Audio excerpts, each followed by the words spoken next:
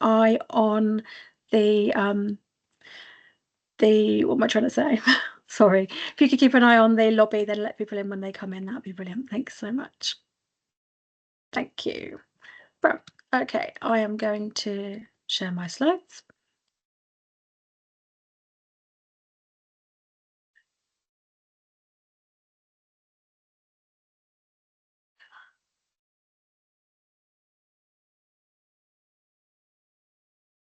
Brilliant. And there will be some time at the end to ask questions. But if you have any questions that you think of as we're going through, then please do write them in the chat, and we'll be able to pick them up at the end. So thank you so much for joining us. And for those of you who I haven't met, I'm Vic Machin, and I'm the Schools and Colleges Mental Health and Emotional Wellbeing Advisor. And I'm hoping that today you're all here to learn about our new Thriving in Education website, which is our web-based guide to a whole school approach to emotional wellbeing and mental health. Brilliant. So just today's session, we're going to be looking at kind of the background and the context to the website, and then also looking at the two frameworks that we're using for the website, which are the 8 principles of a whole school approach and the iThrive framework. I will then be able to show you the site and to kind of lead you through how to use the site. And then I'll be talking about the targeted support directory and showing you the state that it's in at the moment. This is the final piece of the puzzle, really, that is being completed by our website team. It's the most kind of complicated bit for them to put together. So they're part way through completing that, but I'll be able to show you today what it might look like and what it will look like, and hopefully in the next couple of weeks that will be complete and ready for you to access.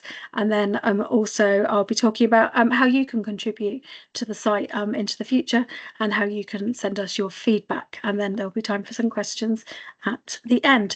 Just for those people that have just joined us, I was just saying before that I am recording this session, so if you would like to turn your cameras off, if you'd rather not be your face be seen on the recording, then please do. Obviously you're welcome to keep your cameras on, absolutely, but if you could also make sure that you're muted unless you're asking a question, which will come at the end, that would be great. Thank you so much.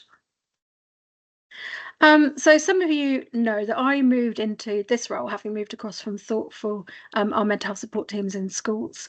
My role is really to support all of our senior mental health leads across the county to embed a whole school approach to mental health, and also to ensure that the schools that are not yet part of the Thoughtful programme feel that they can access training, resources and support just as the schools that are part of the Thoughtful programme can.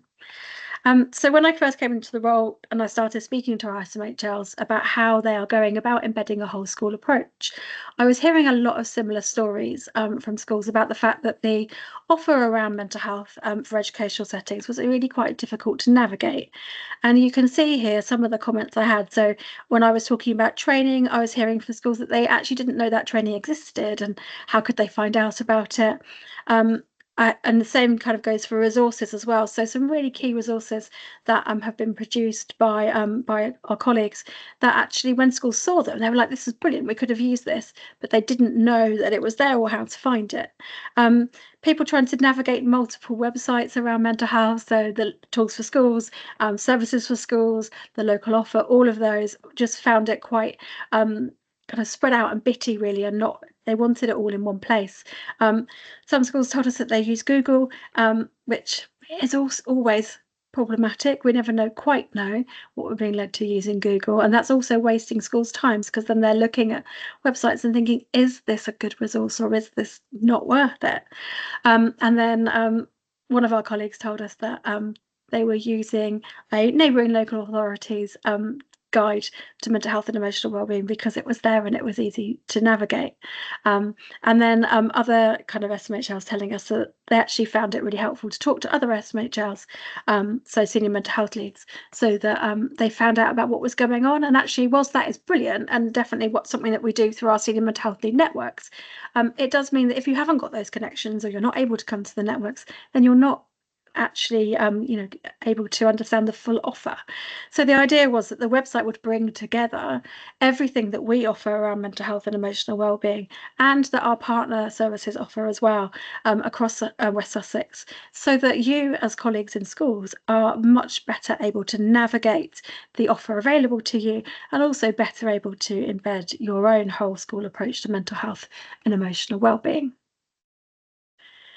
There was another piece of the puzzle that we're putting together when we were developing the website, and that is the Foundations for Our Future, which is the Sussex Children and Young People's Emotional Wellbeing and Mental Health Strategy, which spans 2022 to 27. So it's a work in progress.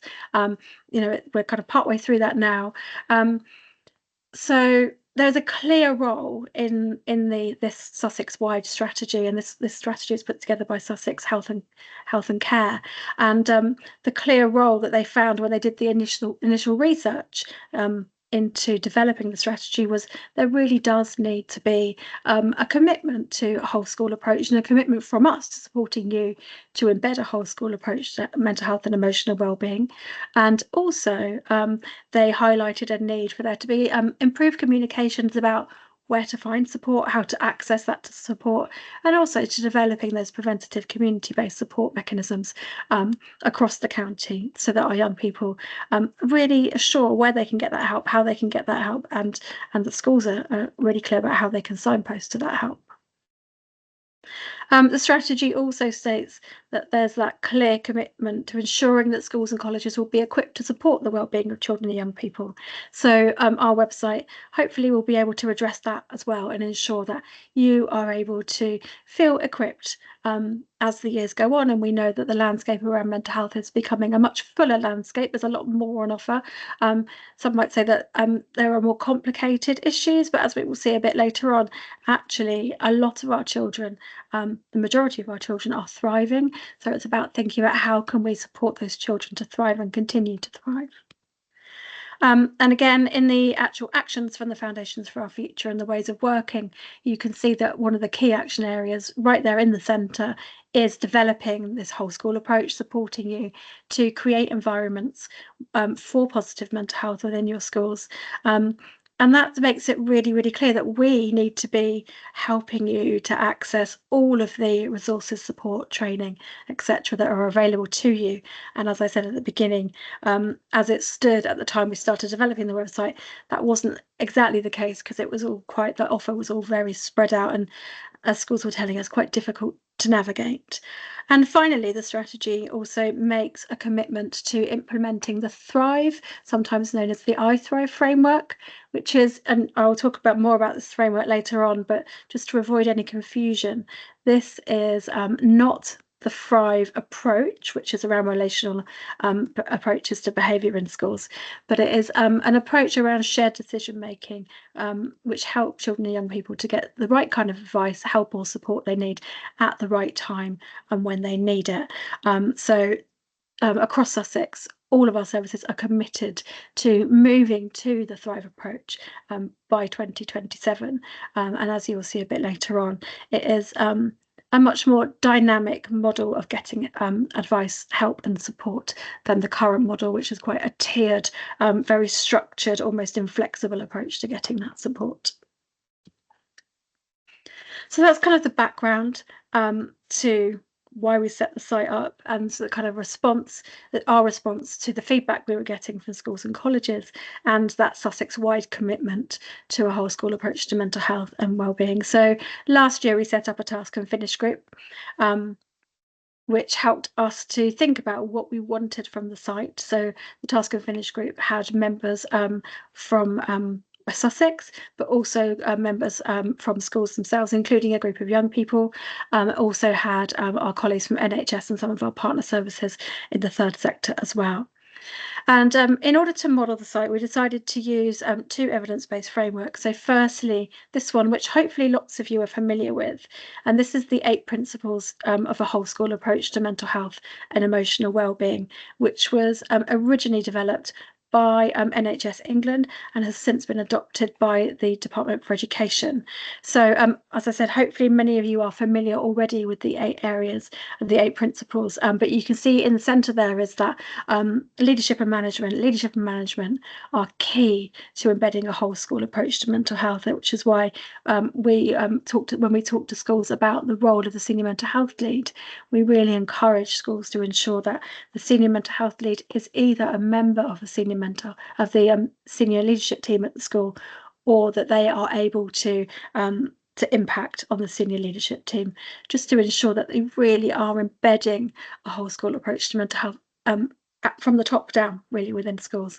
And then the other 7 areas you can see there on the screen all come together to really make that robust approach to mental health across all areas of the school. So not just the targeted support, but also looking at, okay, how does our pupil voice contribute to their mental health and emotional well-being? How does our staff development contribute to a sense of well-being within the school? How does our work with parents and carers impact?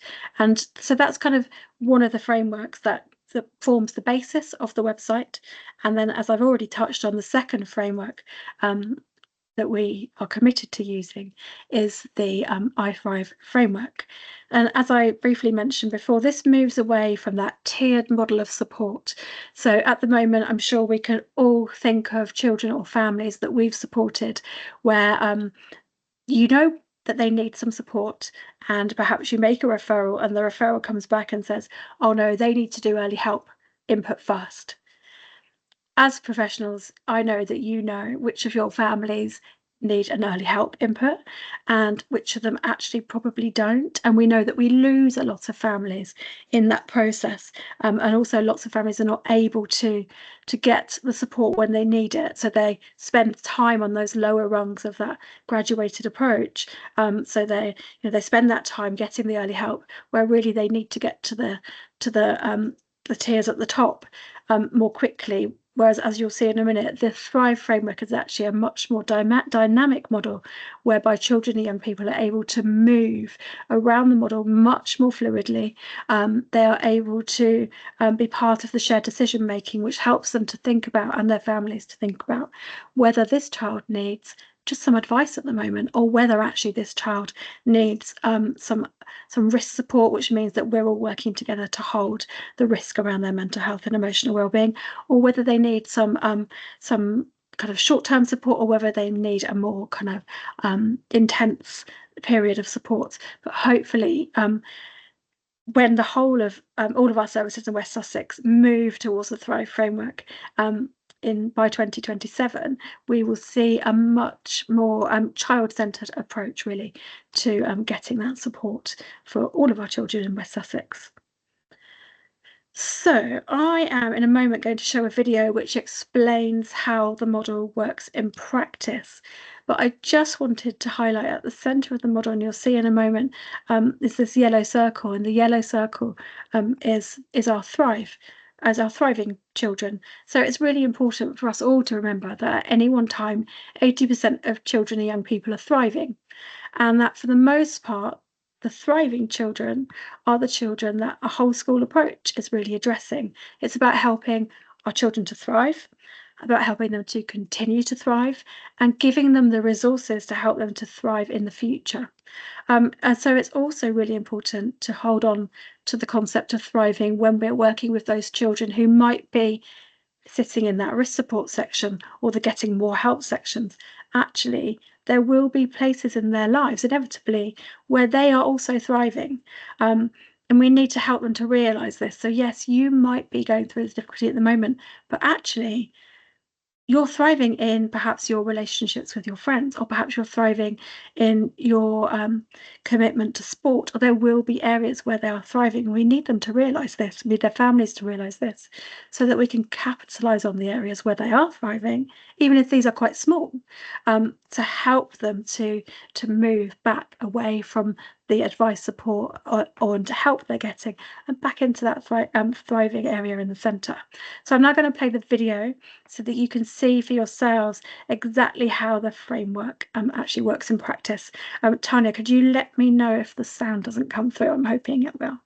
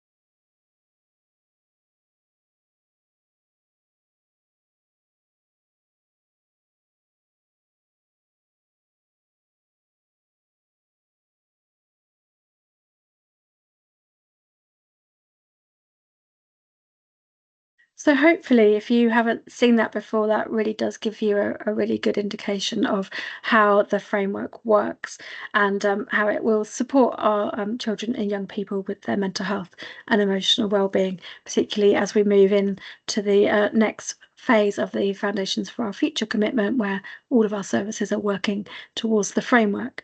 But for us, when we were putting the website together, it made sense to use the Thrive framework so that we can start to have those conversations around understanding the 5 needs areas, and also because we believe that it actually makes sense. It's easy to navigate if we can sort our services and our resources into these 5 needs-based areas. Then it becomes much easier for you as colleagues in schools to know what is the right level of support and the right kind of signposting to give to your children and pupils when they need it. So I am now going to actually be able to show you the site itself. So one of the main issues that kept coming up when we spoke to senior mental health leads was that the mental health and emotional wellbeing offer to schools was really hard to navigate, as I've mentioned. And that's why we campaigned really hard to be able to bring the site to a central place on the corporate website. So hopefully finding the site is really easy and intuitive for everybody to navigate. So I'm going to show you now how easy that is. So I'm going to stop sharing my slides and I'm going to start sharing my internet window.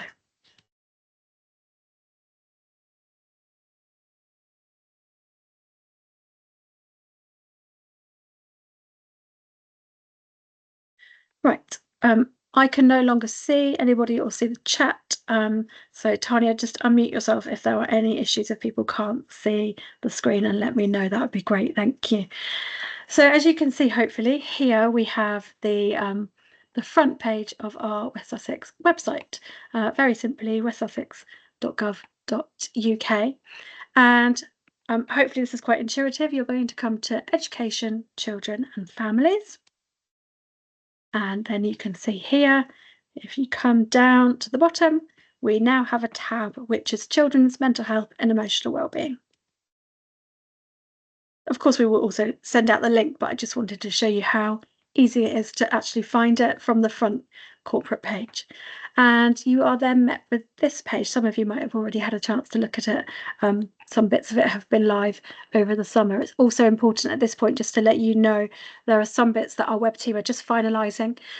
So what you're seeing today is, I'd say, about 80% of the completed website for school staff. There are other bits for parents and for children themselves that are going to be in development probably over the next 12 months. But our Thriving in Education part of the website, the bit for school staff, will be absolutely ready to go within the next couple of weeks. I want 100%, but at the moment it's very almost there. So as you scroll down, you'll see, as I said, we've got these 3 sections. At the moment, our information for children and young people takes them through to the eWellbeing website, which has all of the information that they will need to be able to access resources and support themselves.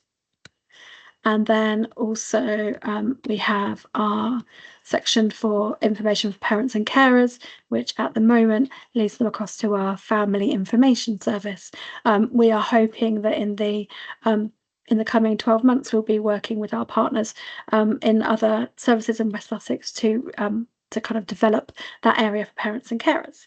But the bit we're focusing on, for those of us, because we all work in education, is this piece, the information for school staff, the West Sussex Thriving in Education Guide. So when you come to the front page, you'll be met with this. If you did press play here, that gives you the video we've just seen.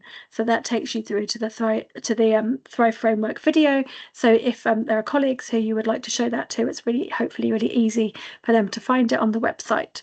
And then it just explains here where you can find out more about the iThrive framework, and also where you can find out more about the 8 principles of the whole school approach.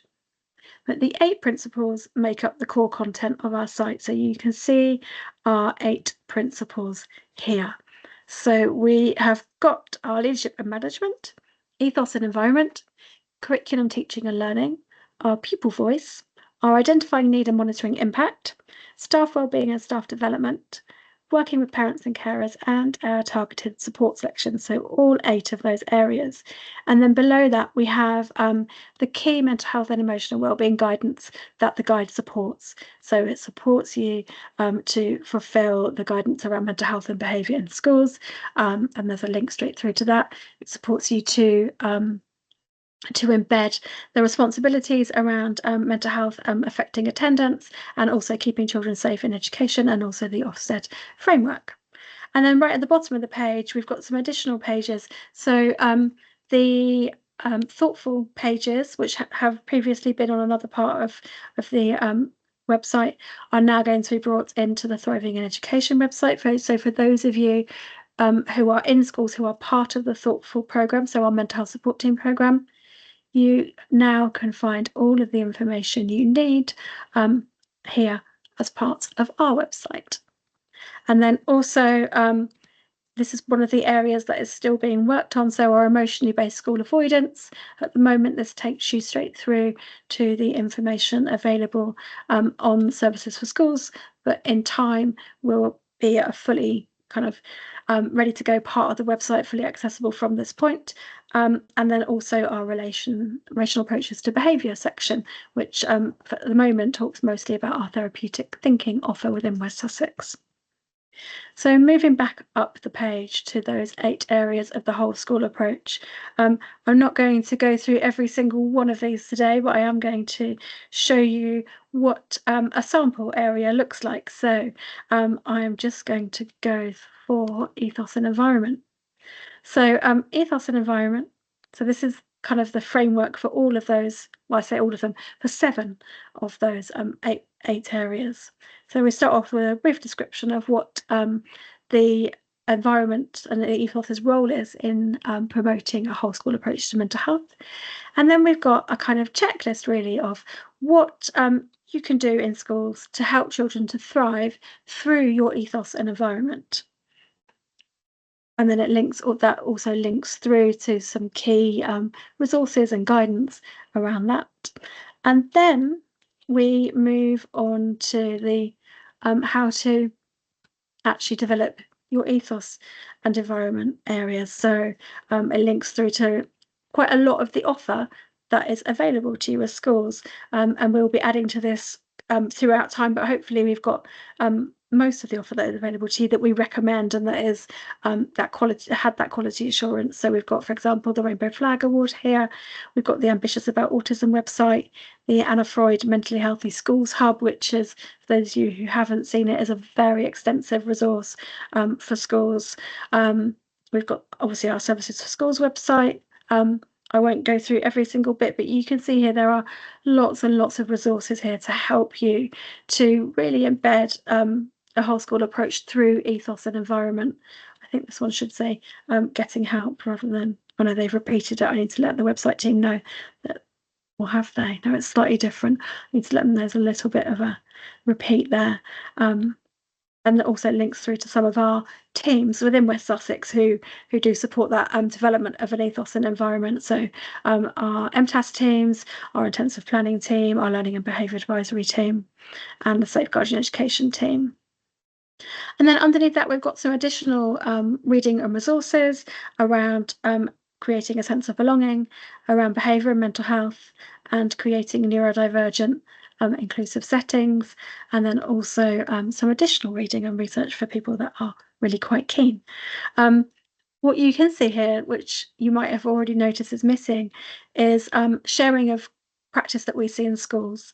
And I'll be talking a little bit later on about how we hope to develop that area, so that those of you who are doing really good work in schools and you'd like to share that work with other schools will be able to make some contributions to the website, so that we can really showcase that work that's going on, so that other schools can benefit from the work that you've done and think about how they might embed similar work in their school. So the majority of these areas follow that model. So I'll just very briefly show you. So pupil voice also goes through what can you do to make sure that a school is thriving in pupil voice. And then we have got all the places you can go to get advice to really help you to grow your pupil voice in terms of mental health and emotional well-being. One of the sections, however, is slightly different, and this is our targeted support section. And that's because when it comes to targeted support, we really want you to be able to access the very best, really, of the services that are available, the resources that are available, the websites that are available, the apps that are available. So we wanted to create a kind of one-stop shop where you could go, where based on those 5 groupings of the Thrive framework, you could signpost and direct children and families and young people to, but also so you could use them yourselves in schools. So at the moment, this is, as I said, this is the bit they're still working on within the web team. So at the moment, we're linking to some key resources. So the Targeted Support Toolkit from Anna Freud and links to some of our colleagues across West Sussex.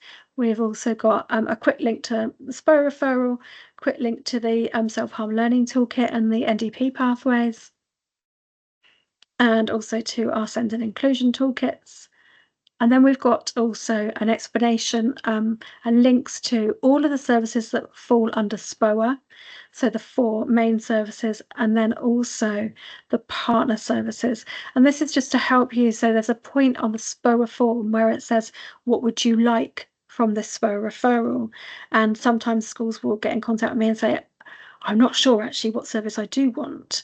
And it's okay to put I'm not sure, but actually, if you look here, you might be able to kind of get a sense of actually, yes, what I'm looking for is a referral to Winston's Wish. So if you can write that on the form, then that will really help that referral to get to the right place much more quickly. Now, this is the key bit here. It says, please note our Thriving Education A to Z directory is under development.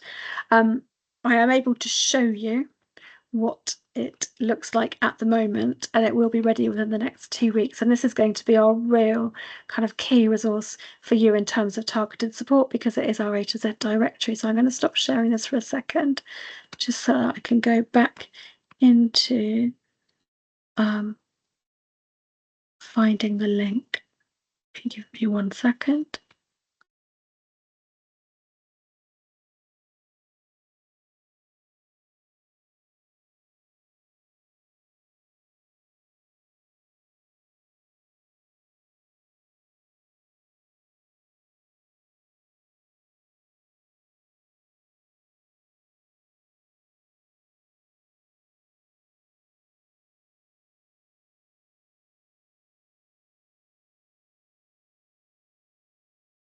Okay. No. So when it is there, there'll be a tab that you can click on that will bring you to our targeted support, A to Z essentially. So at the moment they are up to O, so they're just over halfway through putting this together. But it will be a very comprehensive A to Z of all of the difficulties that you might come across amongst your young people that they need either advice, more help, or risk support with. And I'm going to just choose one randomly. So I'm going to go for our bereavement and loss. So then you can see here when you come to the bereavement and loss page, you can directly look at, okay, so you can sit down with the young person or the family with the Thrive framework and think about, okay, at this point, maybe this family actually just needs some advice. They're coping okay. We don't think they need a targeted intervention, but they just want some advice. And so you could go straight to the targeted support directory and see these are the recommended sources of advice that we have kind of quality assured, that we've worked with our partners across West Sussex and across the NHS to ensure that they agree with us that these are the services and the resources that they would recommend as well. So you can see here that these are the services and the resources that we recommend getting advice from.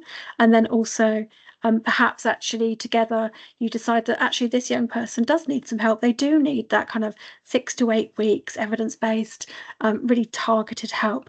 So where can I go for that? Well, this is where you can go for getting that help.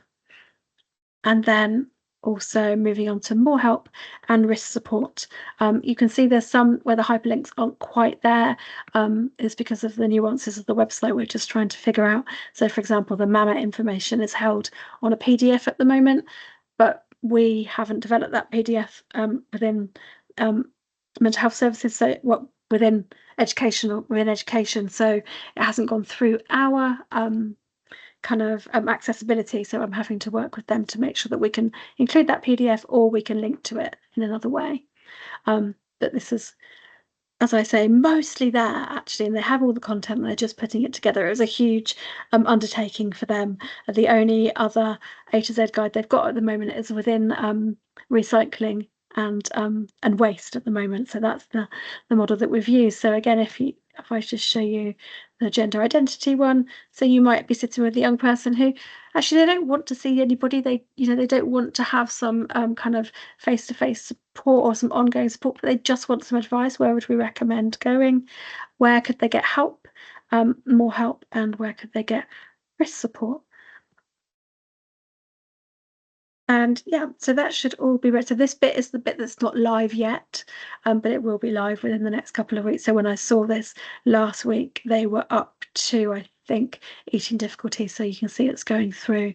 They're going through quite quickly. So hopefully that will all be ready to for you to access very shortly. And one of the questions that came up within the Task and Finish group when we were developing the site was, will this be available to share with parents? Because the idea is that we help everybody in the community, not just schools, to become more self-sufficient. And absolutely, as you've seen, it's freely available on the corporate website. So, if you were talking to a parent who was perhaps concerned around anxiety in their child, you could tell them to go to the targeted support section and look up anxiety and look up the advice, and maybe just get them to self-serve some of those websites and apps and books and resources that are available there.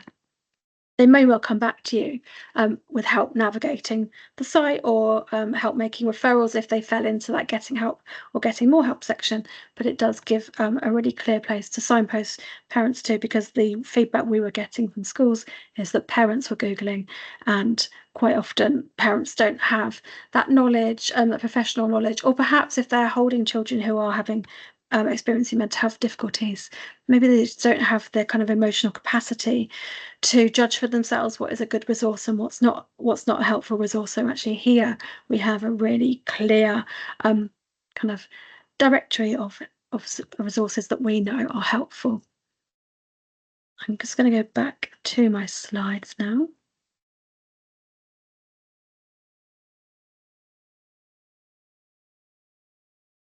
So hopefully you can see that.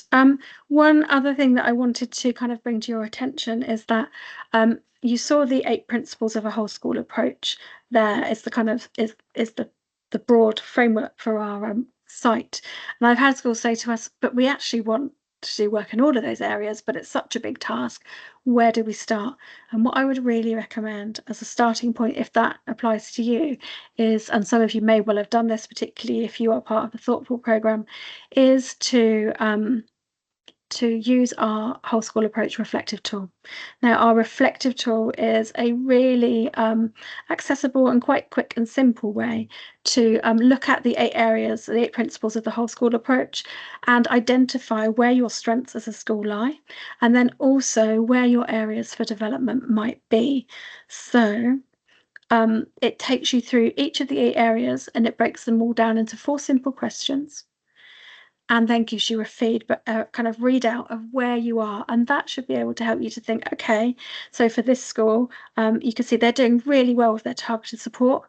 They're doing brilliantly with their staff development and their curriculum, but perhaps their area of focus at first should be around parents and carers.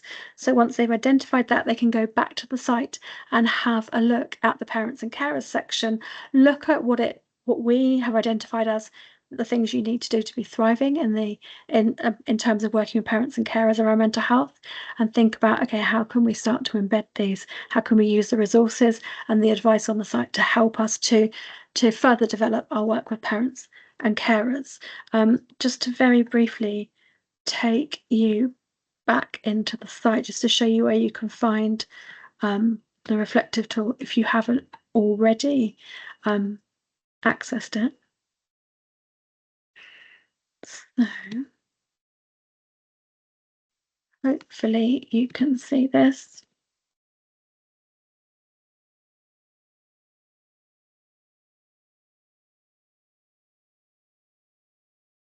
So again, you would just come back into the site and go to the information for school staff.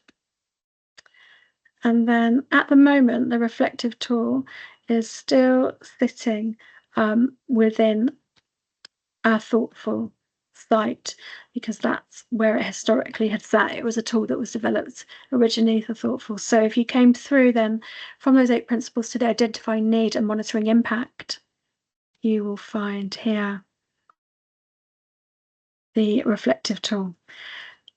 In time, hopefully quite shortly, in the next few weeks, if I take you back down here, alongside the relational approaches to behaviour, there will be an additional tab, which will be the reflective tool, which will take you directly to a web-based version of the tool for you to be a PDF of the tool for you to be able to load, so you won't have to go through that targeted support section, identify needs section, sorry. Right, I'm going to come back to my slides. But obviously that's not to say that you have to do the reflective tool in order to use the website.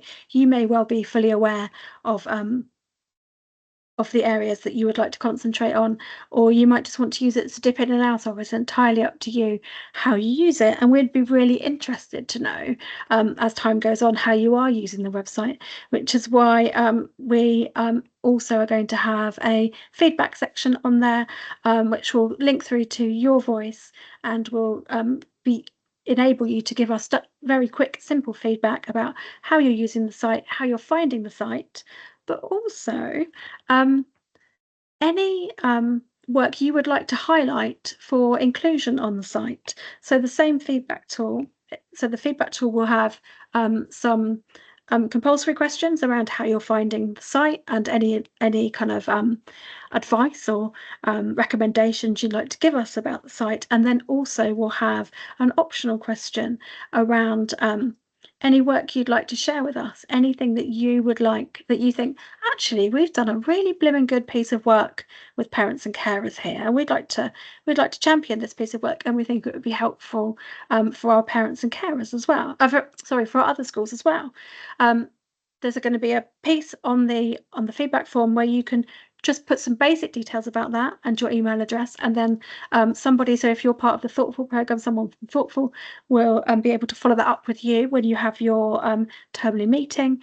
Or if you're not part of the Thoughtful program, then I will get in touch with you to understand more about that piece of work that you'd like to share, and perhaps come out and do a visit or a kind of an online meeting for me to gather more information so that we can write up a report together and put it onto our website.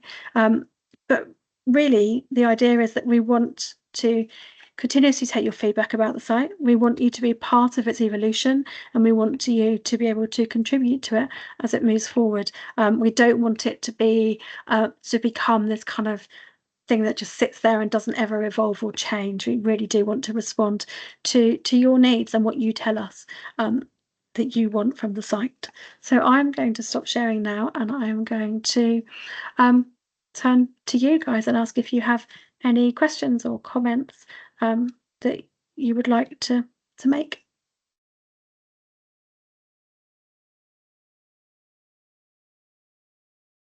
You can either just unmute yourself or you can write in the chat. And thank you, Tanya.